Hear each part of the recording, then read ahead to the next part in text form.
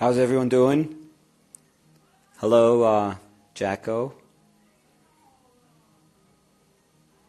Cool. I'm going to do something different today. I don't usually do a lot of sort of landscapes, either like urban landscapes or like more natural landscapes. But I'm going to give this a shot. I kind of drew it quickly this morning.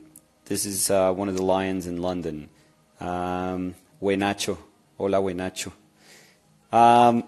But I'm not particularly good at these, so that's why I'm going to give it a try.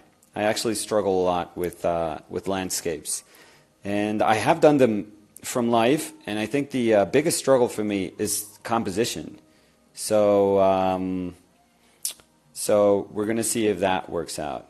Hey, James. Nice. So we'll see how that goes. It's not my strength, but we'll see. Already great. No, I'm actually going to change the drawing because I'm actually looking at my reference and I'm realizing that that I don't like the proportions. I like that lion and I like that lion head, but I also wanted to get some of the space in just to give it some atmosphere.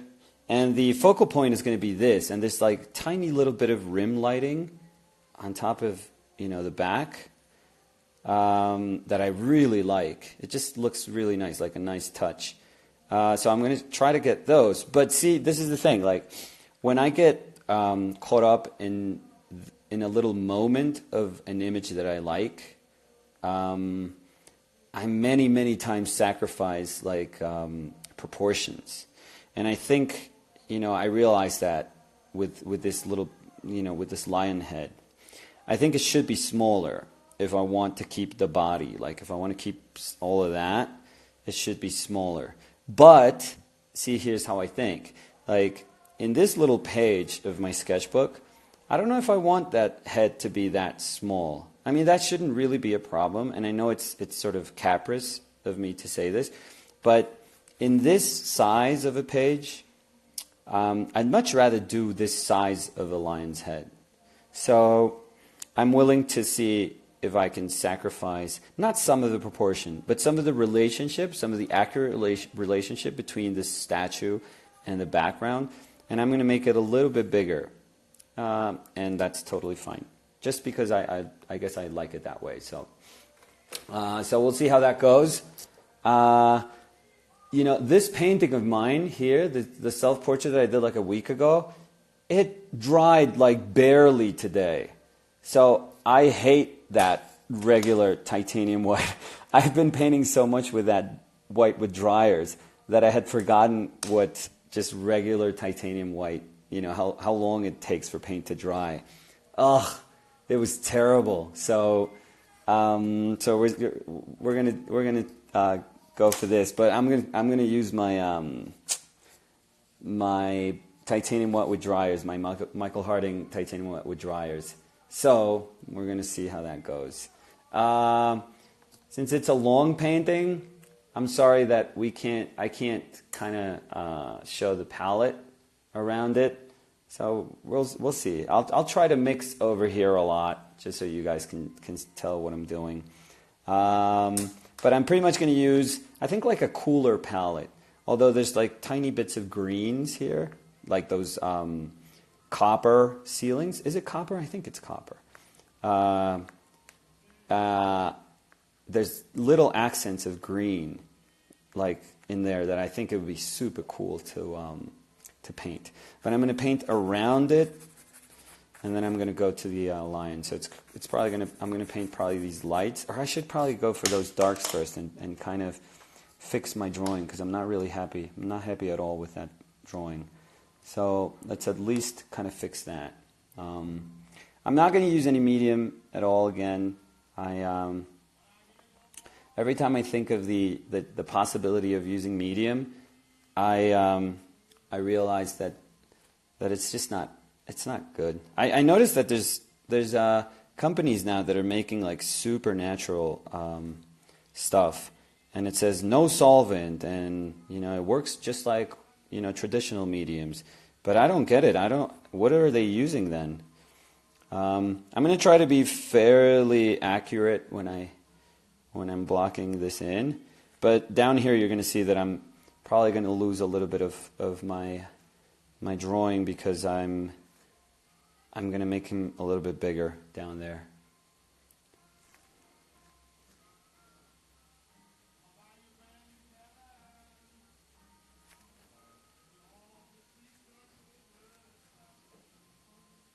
How's everyone doing?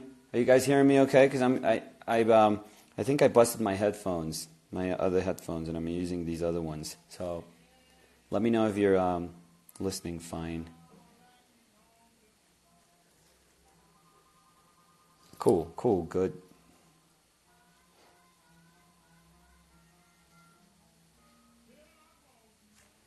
Let's see. I want to be careful with this, but then I don't want to be too careful because I don't want my paint to go just like right to the edge of that lion head. I want it to, I want it to feel like super fresh. So even though I'm blocking it in, and I want to be careful about my drawing. I don't want to be too careful. So I don't want to feel like I'm not painting but coloring in. So when I put the background, I have to be conscious of that and not feel sort of threatened by losing my drawing. See, here's the little moment that I feel that needs to be larger. And I know it's like slightly larger, but it makes a big difference for me. And it's probably going to be slightly longer. And then in his back, it's probably going to be a lot bigger than what I initially drew it. I just think that, like, they're so cool. These lion statues are so freaking cool. And they feel so imposing, like so massive. I kind of want to get that. And I feel that this got really small for that head. And it kind of loses its character if I do that. So, saludar a Neuenwolf. No sé si dije eso bien. Seguramente lo masacré, pero bueno.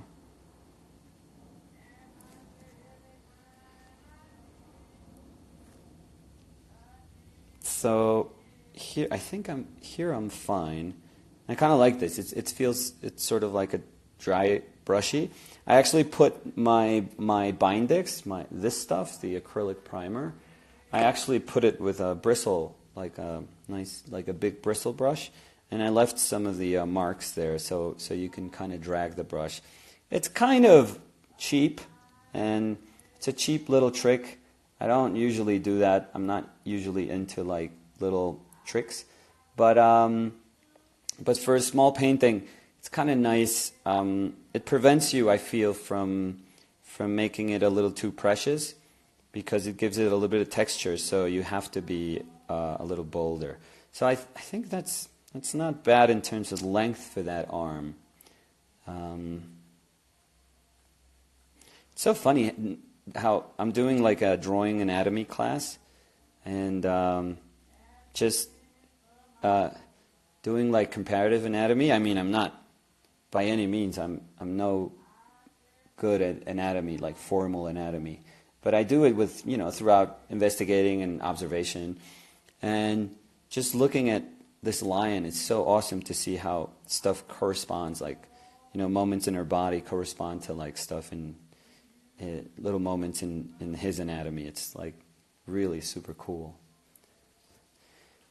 So let's see. So here, I think here is where I'm about to change stuff. Because that actually goes a little inside. Goes that. Then I have to go around his rib cage. That's pretty cool. That his mane doesn't just kind of fall. You have to really go around it, and this is super cool because it feels like a cylinder, like his belly here. And I have to be careful because there's some hair here, which looks really kind of fun to sort of paint, because the dark of his belly just goes right over here, Doesn't go to the bottom. Doesn't go straight to the bottom. So there's like a really nice value like right there, kind of making it feel a little bit different than the, kind of making it feel like that's harder, like there's form there, and then this is softer here, which is really awesome. These sculptors, they're crazy good. Anyone in chat knows the name of that, whomever did the lions in London? They're right in front of like the National Gallery. They're so maybe someone can check that out. ¿Para cuándo el libro? Ya rapidísimo. Estamos en la última etapa. Última. Estoy muy emocionado. Ya casi. Créanme que ya casi. Tengo todo listo. Ya estamos formalizando vueltas bancarias para que no haya ningún problema recibiendo lo que entre del proyecto. Y ya casi, lo prometo.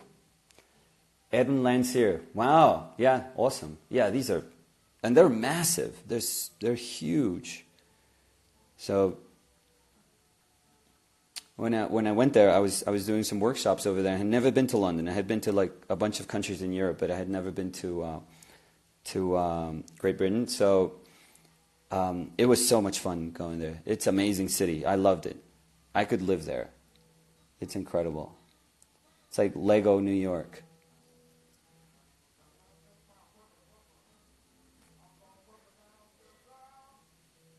With PVA, it's not quite PVA glue, the acrylic. Acrylic is actually a little different. If you want to look, I'm not a chemist, so I can't tell you exactly what the difference is.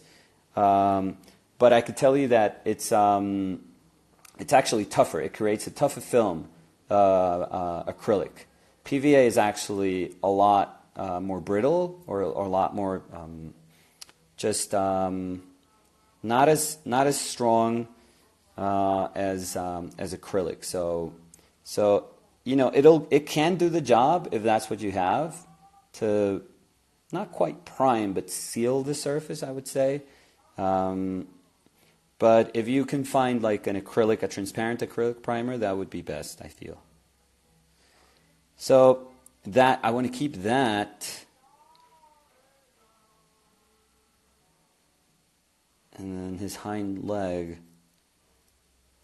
sort of a little bit bigger and a little bit bigger. So that wasn't much of a change, but for me it felt like huge. Did you take reference photos, or are you working from memory? No, I wish. Buh, I'm not that good. Like people, these guys, these concept artists, they are that good. I'm not that good, I guess it's all like training. If you probably work a lot from memory, well, eventually you're going to be amazing at working from memory. You're not going to be like Kim Jong-ji, good. That guy's like a robot. I feel him and like Zuckerberg, they came from the same spaceship. But that's like just that's a talent you're just born with. Stars line up and you're that freaking good, and it's not for free. It's not like he just didn't do anything. I'm like Kim Jong-ji didn't do anything, and he's that good. Like, he works harder than most of us. He's probably one of the hardest working people I've ever seen. But he's got this natural talent that you're born with. So I'm going to give James some props. I don't know if he's there, but he was there in the beginning. James Jean was one of the most freaking ridiculously talented people you'll ever meet. And when we were in school, you could tell right away. Like, immediately you could tell that he was different. And of course, history proved that he is different. But, James's case, as much as, the same as Kim Jong-ji, it's just people that have talent and they work their asses off to get to where they are. So, it's not, you may be lucky to have that, but then you have to really, really work hard so that you can do something with it. But for most of us, we have to, most of us, we're going to have to work really, really hard. So no, this is from reference, but I'm trying to make it feel fresh. I think that's the whole point of this. It is. I know that the best the best condition to work from is from life, because it's crazy. I mean, the amount of stuff that you can learn from observation, from just observing nature, is amazing. Like almost every single judgment that we make is based on our reflections on nature. But the truth is that that's not easy. It's not easy to work from life. It's not like if you were hiring models, it's not, it's not at all cheap. I mean, it's going to be crazy expensive. So if you can do it, that's amazing. That's really cool, and I feel that that's that's almost a blessing that people can work exclusively from life. But don't feel like it's second best if you just take some photographs and you kind of you're trying to sort of access something you enjoyed about that experience through that photograph. And what I would say is that always have a space where you can work from life, be it like drawing, workshops or drawing, places where you can go to drawing studios where you can draw, once a week or twice a week from life. That would be best. I would say that that's the best scenario. And then you can take all the stuff that you learn while working from life and then put it into use when you're doing, whatever paintings you're doing. But it doesn't matter. It's not like you're faking when you're working from a photograph. Like I've always said, people have worked from photographs ever since, like paintings. I'm not saying like exclusively, but they have made fantastic judgments on how photograph interpreted reality and sort of formed the way we understand image making ever since it was invented. So, and people that have worked from photographs range from I don't know, all the American photorealists in the 70s to Bacon, to Francis Bacon, that worked in a far more expressive manner. So it's just a starting point. It's just information, and you do whatever you want with that information. So I don't know. I've never seen the bad about it, But again, it's always a balance. Just you can work from photographs, but just have spaces where you can work from life, so that you can instruct yourself, so that you can learn how you see, because I think that's those spaces where you work from life. They're the ones that teach you about your perception. Those moments are the ones that really teach you about yourself and how you see things, and what sort of stuff you sort of push when you are painting or drawing from life. Because when you see it right in front of you, you can gauge how much you're affected by it, and based on how much you're affected or moved by something, you can make decisions that can translate into your painting, or drawing. So it's the same thing I'm doing right now, like saying, oh, I really like that lion head, and I want the painting to be about that lion head. So, why is it? It's probably because of contrast and form, and because I feel it's like a really, really strong shape. It was obviously like a super gray London day, so it's a little cliche, but that's a very kind of whitish, silvery London sky, and there's this tiny bit of blue there coming of the sky kind of coming in. So this is what I mean about not feeling like I am subjected to my to those marks I did before. I have to know that they're very precious because they are my drawing, and I've worked hard to figure out my drawing. But you know, if I want to make a painting, I have to be willing to sacrifice a little bit of that and know that I'm going to get back to that when I keep painting. It always keeps you on your toes to know that you have to draw all the time while you paint. So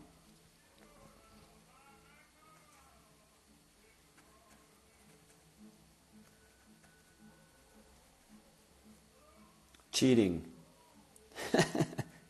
Yeah, photos are cheating. Yeah. That's what it is.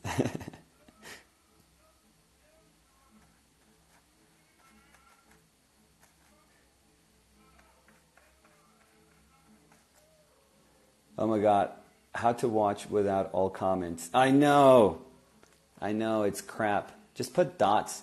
Destroy and rebuild equal paint. Yeah, just put some dots like that day that you guys were, yeah, and I feel that that's going to help.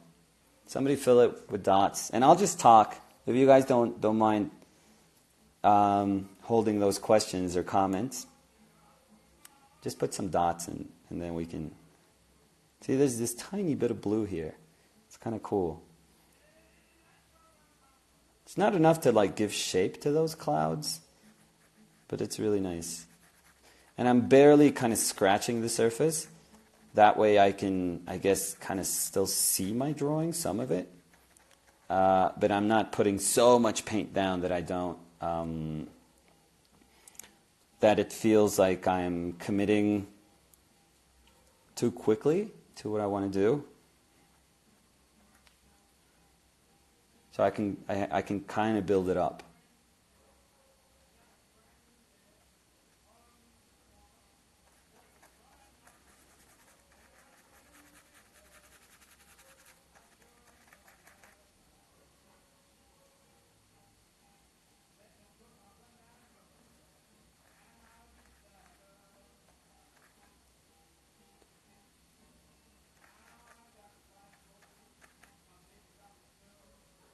On the iPad Pro, you can hide the comments by tapping on the screen.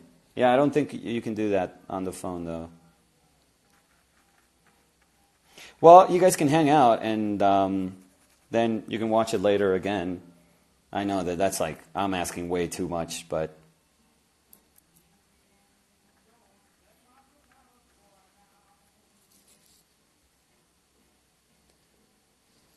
Saludar a María Solías. Muy bien, a mí me encanta lo que haces. Es bien bonito, bien chévere. Muy, muy linda ilustradora. This is outside the National Port. Yes, those are the ones. Yeah, they're, like I said, they're massive. Like, you can climb on top of them and...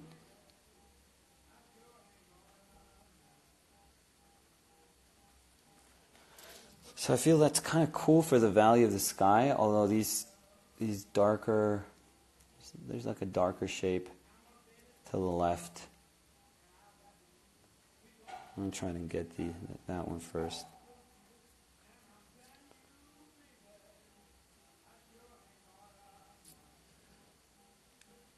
Echo de menos oír español. Yo también echo de menos hablar español.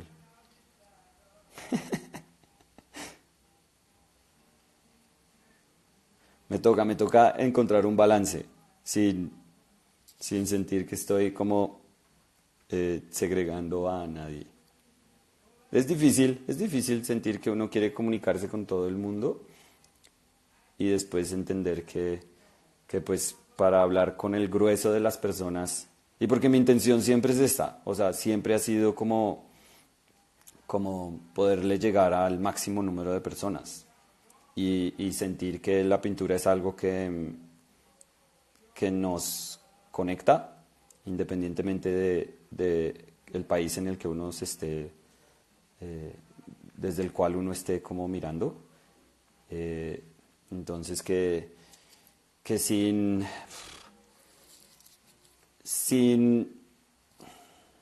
aceptar que hay seguramente un montón de cosas que nos hacen súper distintos y seguramente ideológicamente somos bien distintos, como que podríamos aceptar que por lo menos en el gusto por la pintura hay algo que nos une. Entonces, eso se me hace bonito. Y pues, para hablarle a todo el mundo, pues entonces, pues tengo que hablar en inglés. So I think that's good. That's a cool shape.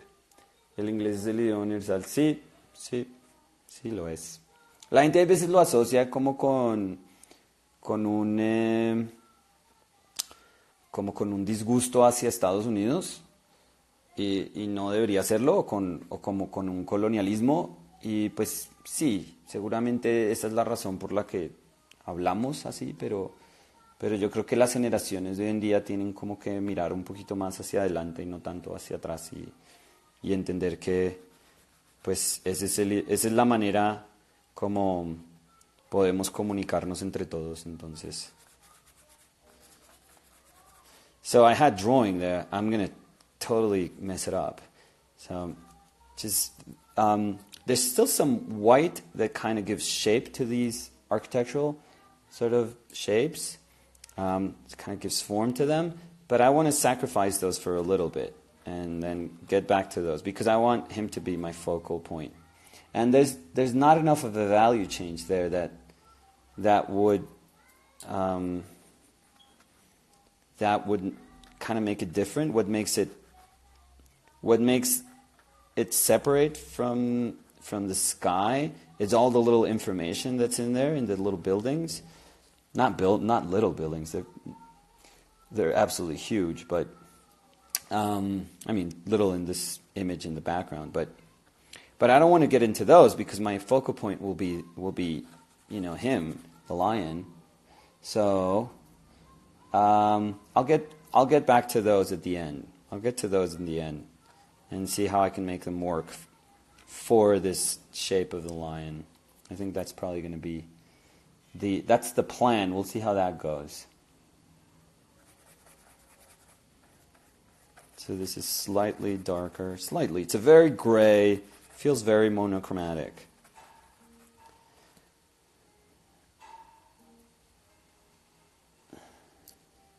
¿Cómo es que terminaste siendo un artista reconocido en Estados Unidos? No sé, yo estudié allá y viví allá por mucho tiempo. Entonces, de pronto es eso, supongo. Porque no es que no es que haya hecho tampoco carrera en Estados Unidos. Yo, muchas galerías en las que trabajé fueron aquí en Colombia. Entonces, no sé. Supongo mis amigos, muchas de las personas con las que todavía comparto, son artistas de Estados Unidos o son artistas como de todo el mundo. Entonces, de pronto por eso, pero no es que haya hecho, honestamente, no es que haya hecho un esfuerzo yo por tratar de como hacer mi carrera allá, ¿no? Incluso mucha la hice aquí. What kind of paper are you using? I mean, I'm still using my my sketchbook, my Moleskine sketchbook. So these are a little yellower. These buildings to the right are slightly yellow.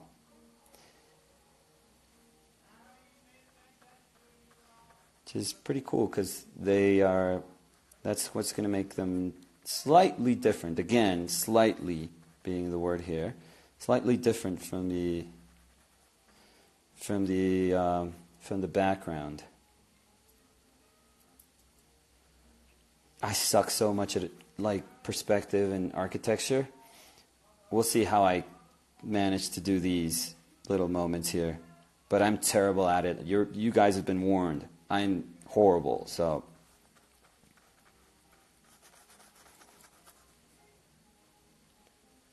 Is this oil? Yeah, it's oil. I'm just kind of pushing it on the surface. That's why I'm using like a bristle. because I really need to almost like scratch the surface.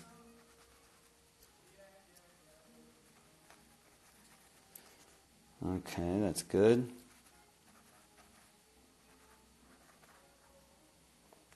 Okay, I feel this, like, that's kind of good. I'm squinting, and because I actually squint at photographs that I take. I do the same thing I would do if I was working from life. I think, kind of works. Not quite the same, but it kind of works. And, there is... there's like a slight value change there that makes it darker. I don't want it to be too dark, because if I make it too dark, it's going to start competing with the darks in the lion, and that would ruin, the way that lion, the manner in which I want the lion to be the focal point.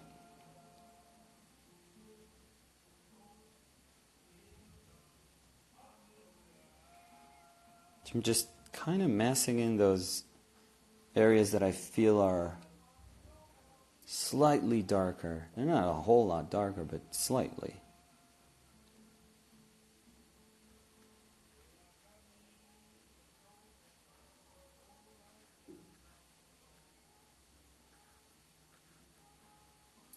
Okay, that kind of works. And I just noted that on the base, it's actually a little kind of earthier, almost yellower, and that's what probably is going to separate it from that side of the background. And this is dark shape. It was a bus, but I think I like that dark shape, so I'm probably going to lay it. Let me see.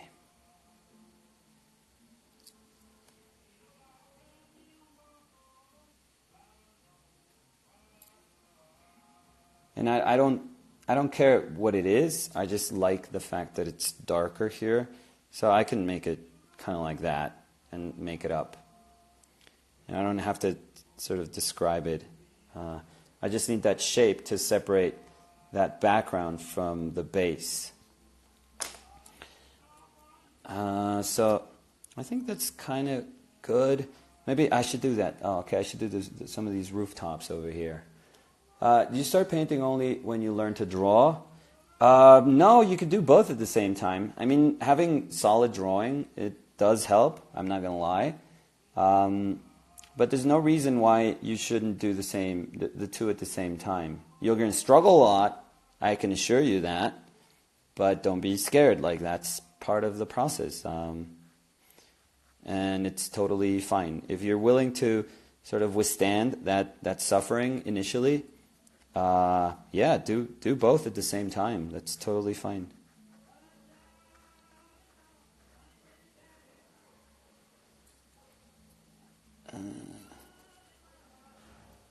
I know that there's a bunch of schools that tell you that that you should have a very, very solid drawing ability, so that in order to paint, and I understand why, and that's why, like a lot of these classical places, they're gonna push you to to really focus on your drawing for quite some time before you sort of graduate to painting. I don't know. I feel like those two, like reflections on drawing and reflections on painting, can be done, without having the best of the abilities, and you can start learning about them, So I wouldn't see why not.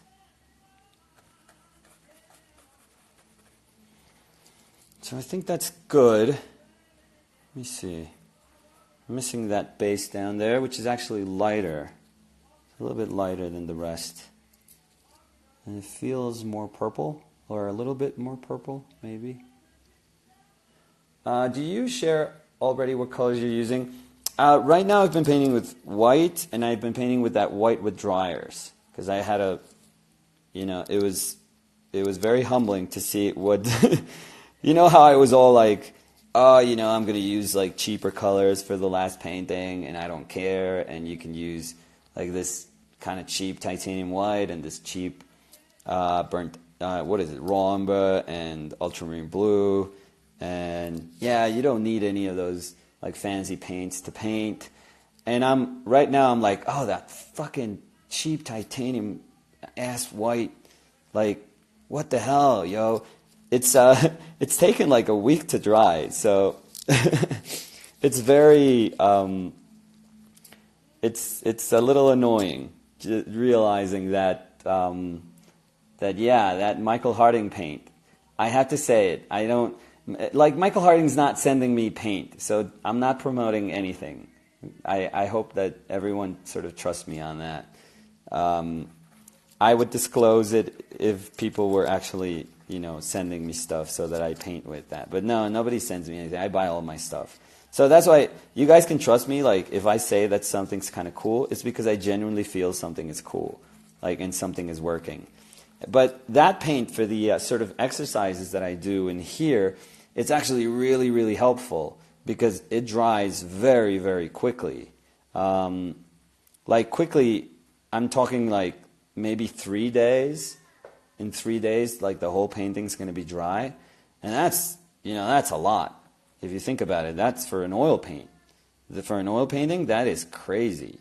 That is crazy fast. So I've noticed that colors like a lemon yellow. Yellows are always like horrible colors to work with in terms of drying times, and in terms of the body. I've never been happy with like a yellow, with like a light yellow. They're so annoying. They take so long to dry, and even when you mix stuff, I don't know. It just seems like they don't have like enough body to them. But so yeah, so I was trying to be all cool, saying how I can use anything, and of course I can use it to paint, and I think the end result is not really affected. But in terms of drying time, oh fuck me, like. It was taking so long. It's not fully dried. Like, this spots on my forehead, that there's still drying. It's insane. Like, I got so spoiled. Hate it. So I'm going to get to that lion in a second. As always, I feel like I need to sort of block in these other areas before I go to my area of interest. If I don't do that, I feel like I'm rushing to it, and I won't have enough relationships sort of surrounding it to let me know how to proceed when I'm painting this guy. So this is good enough. The little spots that I was telling you, I mean, I wanted to use lemon yellow for those, but and maybe I am going to use just a little bit. Oh, I got like this yellow dried out in my palette. I'm probably going to use those just a little bit with like cobalt. Maybe? Am I pushing it too much if I use cobalt? Because I don't want them to feel like they're really saturated. Let me see.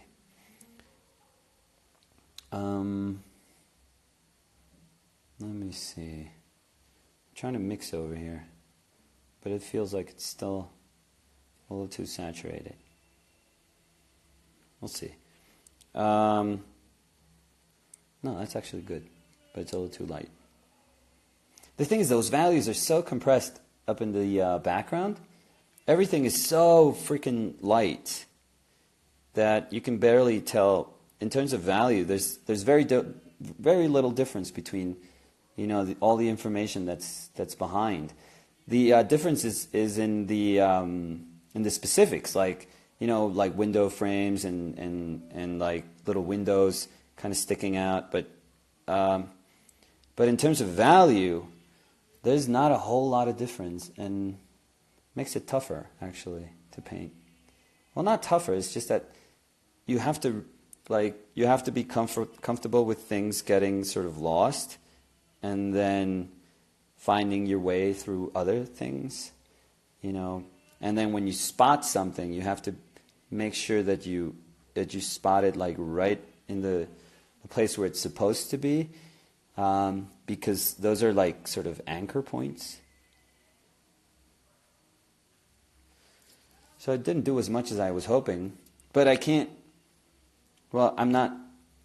I mean, I could do anything I want, but I don't want to be. I don't want to fake it so much. So those little green spots are kind of nice, I feel. Anyways, you do it all with one brush painting? Wow. No, I'm going to start using another brush, actually. I've been using sort of 3 brushes, maybe. So, but reason I probably wasn't using any other brush was this is so condensed in terms of values that there's no reason to change it up so much. Maybe if you wanted something different in terms of texture, but that's not what interests me right now. So I have been playing God of War. It's so good. Yeah, it's really, really good. I actually like it, and I've played like all those games. It's terrible. So nothing to be proud of, but I actually really like that game. Yeah. Could we see the picture you're drawing? Yes. Remind me at the end. I just don't want to flip the camera, and when I'm painting, I'm like super into painting. So remind me at the end, please. I always tell people, if you guys don't remind me, I'll forget. But I never mind. Don't worry about it. Like, I don't feel it's like, oh God, I can't show you my reference. No, that's ridiculous. There's tons of information here. There's tons of little specifics, and I can't sort of try to give in to those right now. I have to really pick them and see where I want my attention to be, like, in the end.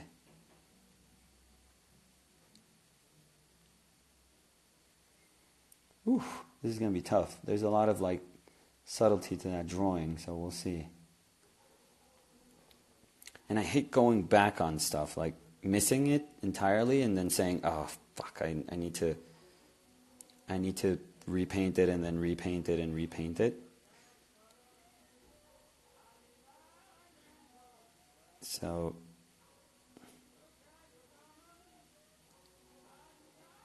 I'm going for mid-tone here.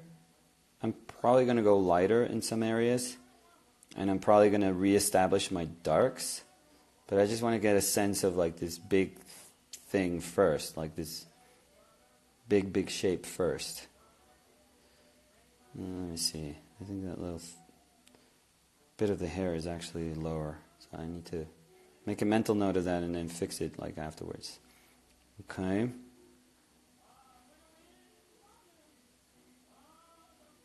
It's actually a little bit darker. Like your tattoos, they're my kids' drawings. So my right arm has my son's drawings that I saved. I saved for so long that I had him, eventually tattooed. Like, so my son's drawing I had 6 years ago made, and my daughter's 2 years ago, maybe a little over 2 years. So a little over 6 years and a little over 2 years. Yeah. And so my son is in my right and my daughter is in my left arm. So, and it happens while I'm working. I usually don't, like I usually have like a jacket on or like a hoodie on or something. And so I'm the type of person that has tattoos and people don't really see them.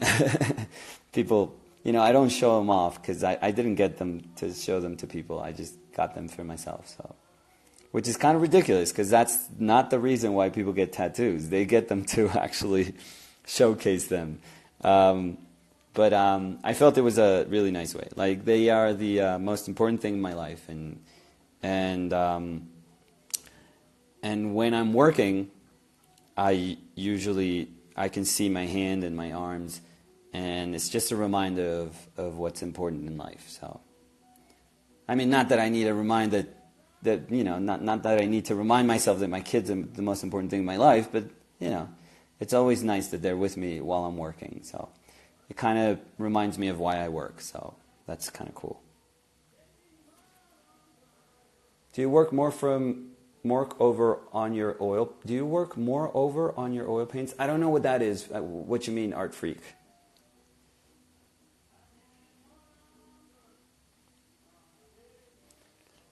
Let's see.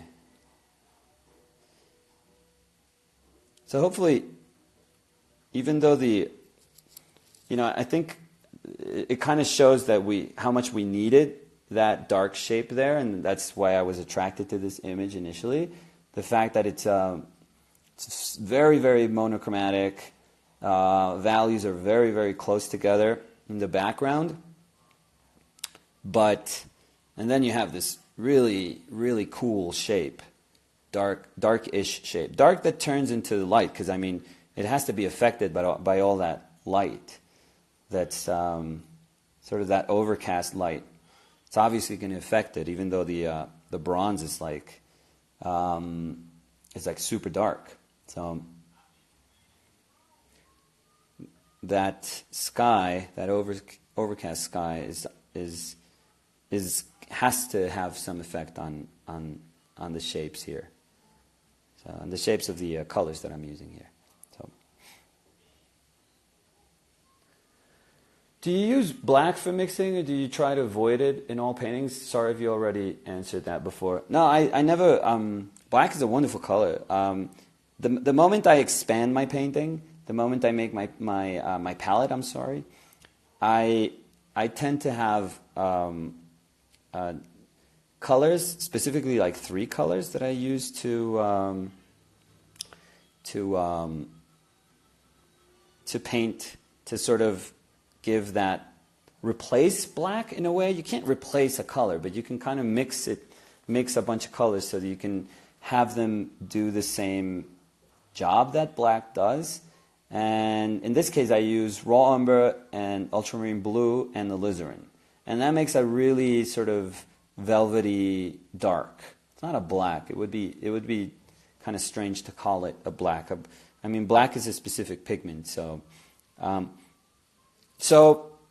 and the reason I do it is I feel black is really, really cool and really well used when you have when you don't have alternatives to it. So when you have to use it as your cool color in your palette, it's fantastic. It's absolutely amazing, and you push yourself to use it. And it doesn't mean that because it's a limited palette, then you're never going to use it then, because why would you if you have other choices? But I've always felt that, like, paintings, the fact that you have a set palette doesn't mean that every single painting you make has to be painted with the same palette. Like, I think that best way to go about painting is to understand the needs of what you want to paint, and once you understand the reasoning behind those needs, then you can say, okay, what palette would suit better? What palette would suit best this painting? And that's how I choose my palette. So if I have an ivory black, I'd much rather use it with a very limited palette. Perhaps with like a yellow ochre, with like a yellow and some sort of red. So that's sort of Zornish palette, or like a version of a Zorn palette, which is a version of a limited Baroque palette. So so I much rather do that than I much rather sort of pick my palette when I realize what I want to paint and what I want to sort of showcase while I paint, what I want to emphasize while I paint, rather than just saying, well, these are my colors, and then you're done. There's no questioning after that. For some reason, I wanted to go back to those darks. I just feel like, and specifically in this guy, like, I don't want those little lights to sort of bug me in the end. But it's taking shape. I know that I like it because I know that if I can sort of say speak of how three-dimensional it is with very little, then I know I'm doing a good job.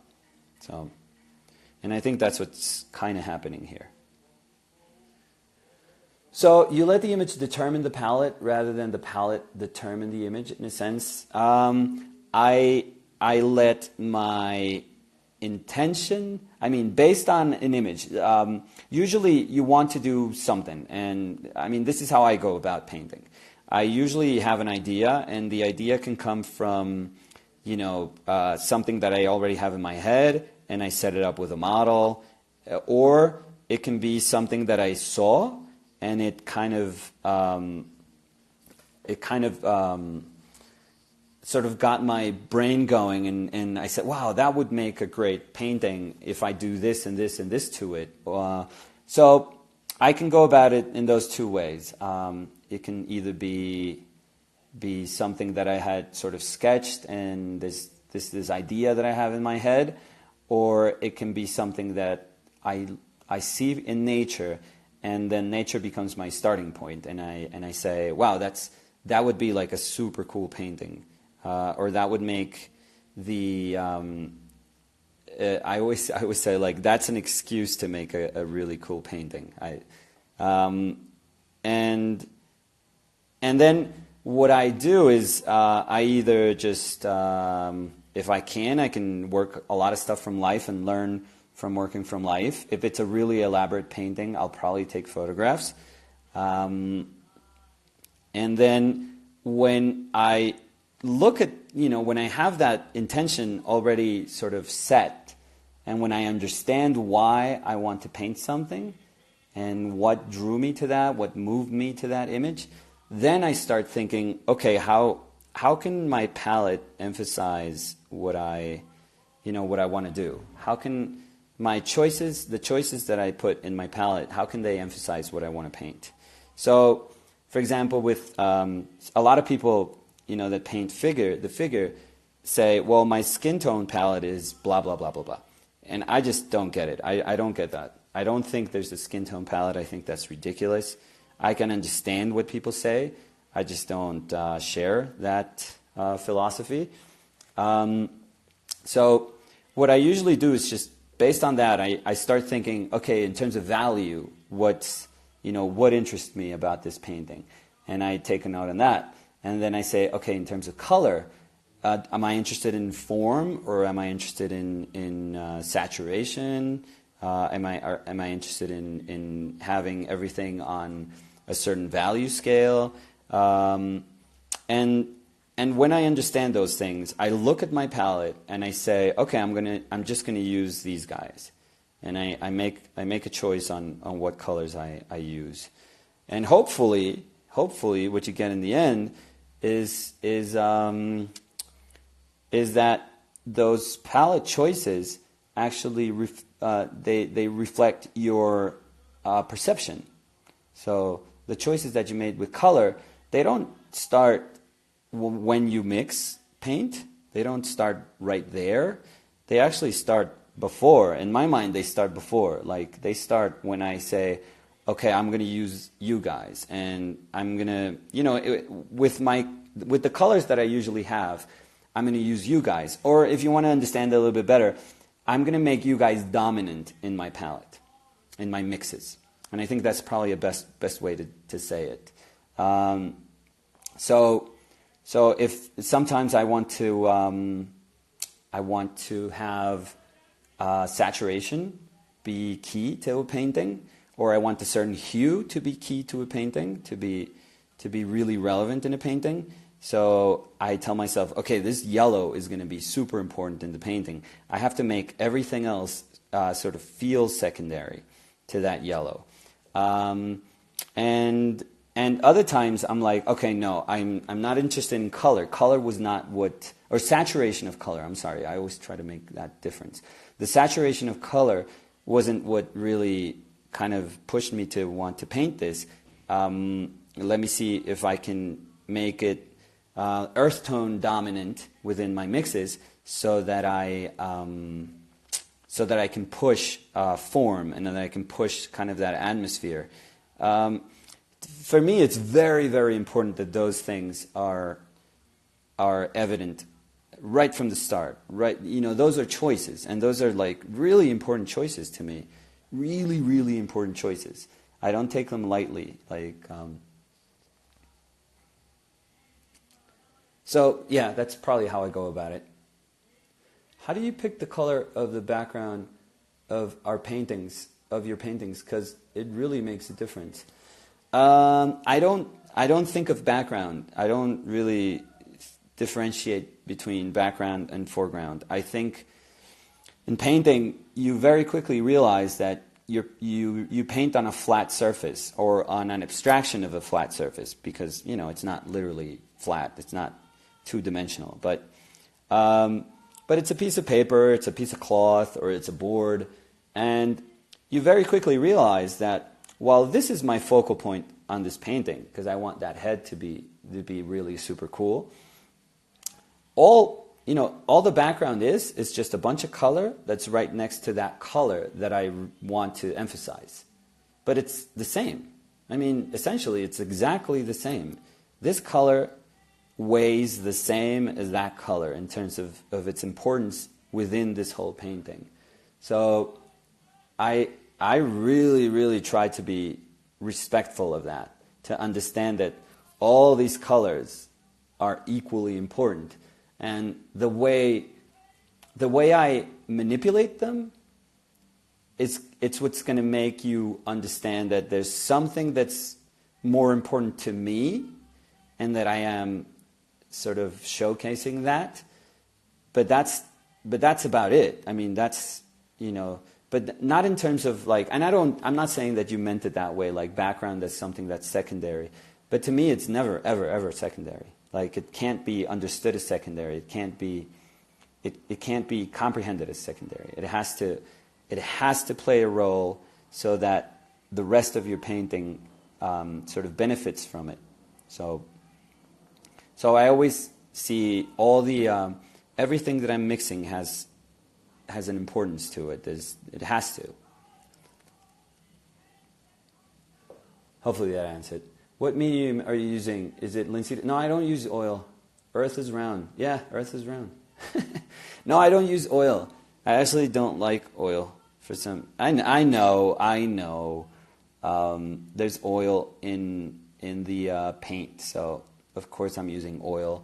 But as a medium, I never liked it. It always felt slippery and it always felt kind of gummy and I don't know. And I always liked sort of stiffer brush strokes, kind of more bodied strokes. So let's just say that with the oil that's in my paint, there's enough oil for me to paint with. I would never add more of it. Not nowadays, at least. I mean, I probably did it for years and years, but not now. So trying to get this value right. It's actually light, but there's the form sort of peaks there, and that's a little too big of a shape. But then some blue starts to appear here, and the way the light reflects, the sky reflects on the statue. There's some blue here, a little bit, not a ton of blue. And I can't make it too light because of that little rim lighting that I told you guys about that I want to do. It's not rim, it's just that tiny bit in there. So I'm probably going to have to make that a little bit grayer so that little light can stand out. Because I really like it. And it may seem cheap, but I want to push that.